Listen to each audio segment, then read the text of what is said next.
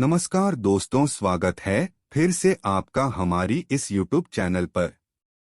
इस वीडियो को लास्ट तक जरूर देखें दोस्तों, आपको इस वीडियो में बहुत अच्छी कहानी भगवान बुद्ध की कहानी सुनने को मिलेगी। अगर आपको अच्छा लगे तो सब्सक्राइब करके बेल आइकॉन बटन दबाकर शेयर जरूर करें। बात उस वक्त की है जब भगवान बुद्ध इस धरती पर अवतरित थे।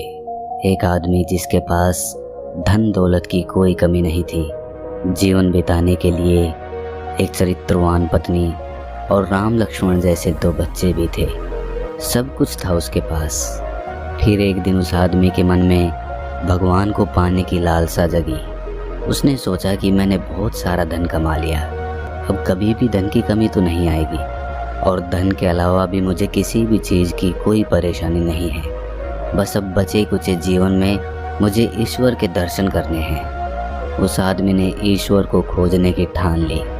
ईश्वर को खोजने की शुरुआत उसने मंदिरों और धर्म स्थलों का निर्माण करवाने से की, पर बहुत सारे मंदिर बनवाने के बाद भी उसे ईश्वर के दर्शन नहीं हुए। फिर उसने दान पुण्य करना शुरू किया।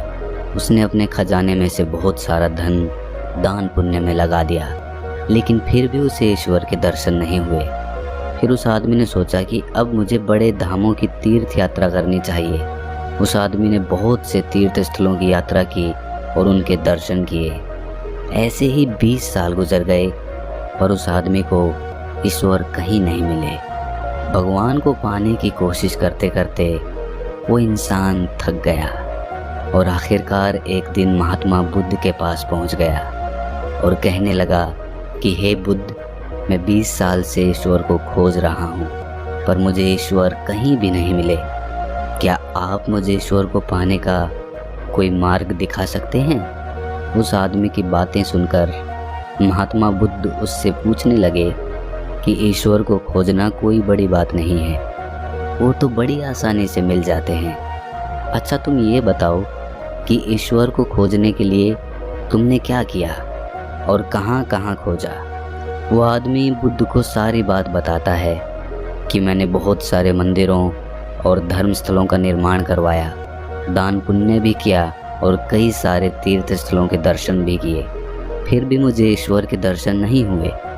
महात्मा बुद्ध उसकी बातें सुनकर हंस पड़े और कहा, ठीक है, तुम्हें ईश्वर के दर्शन करने हैं ना, तुम शाम के वक्त मेरे पास आ जाना, तुम्हें ईश्वर मिल जाएंगे। वो आदमी आश्चर्य से भरकर वहाँ से चला गया। वो सोच रहा था कि बुद्ध मुझे कैसे ईश्वर के दर्शन करा सकते हैं। फिर कुछ देर बाद संध्या होने को आई, पर महात्मा बुद्ध संध्या होने से पहले कुछ ढूंढ रहे थे। उनके शिष्यों ने आकर पूछा कि हे बुद्ध, आप क्या ढूंढ रहे हैं? महात्मा बुद्ध ने कहा कि मेरे पास एक कीमती मोती था, परंतु वो कीमती मोती खो गया है, उसे ही ढूंढ रहा हूँ।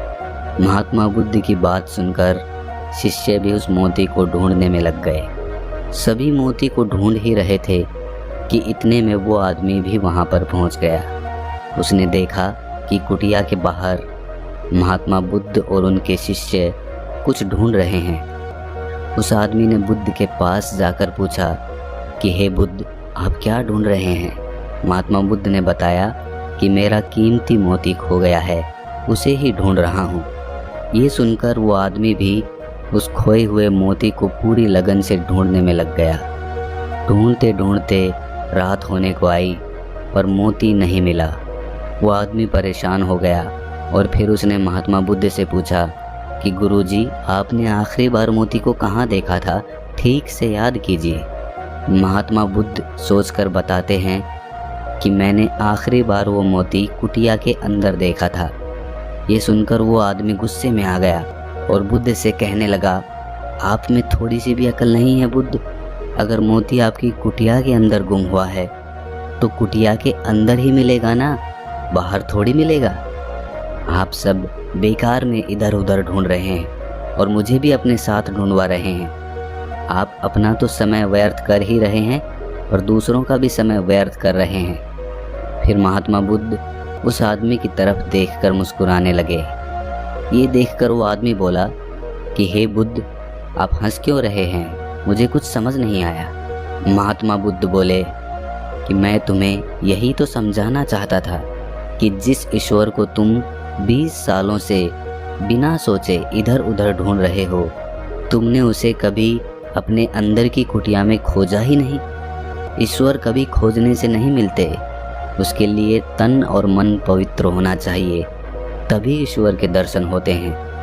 अगर तुम ईश्वर के सच्चे दर्शन करना चाहते हो तो इधर उधर भटकना छोड़कर अपनी अंतरात्मा में ध्यान लगाओ, ईश्वर तुम्हें वहीं मिलेंगे।